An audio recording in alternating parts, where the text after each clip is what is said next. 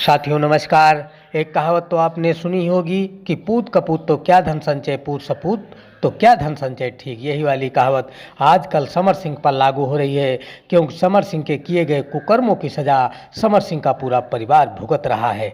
वह यूँ है कि आज समर सिंह के कारण ही पुलिस समर सिंह के पिता को उठाकर ले गई है। जैसा कि आप सब जानते ही हैं कि आकांक्षा दुबे मामले में समर सिंह पहले से ही जेल में बंद है।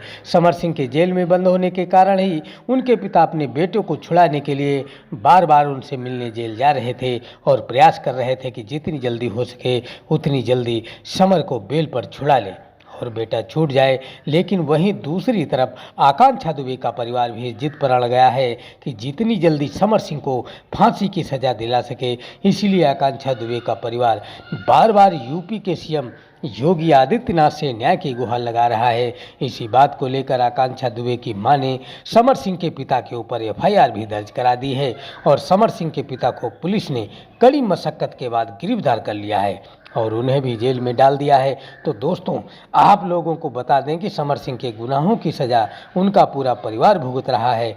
घर से पूरा परिवार भागा भागा फिर रहा है। जिस प्रकार से समर सिंह ने आकांक्षा दुबे के परिवार को रुलाया है, ठीक उसी प्रकार से समर सिंह का भी परिवार आज रो रहा है।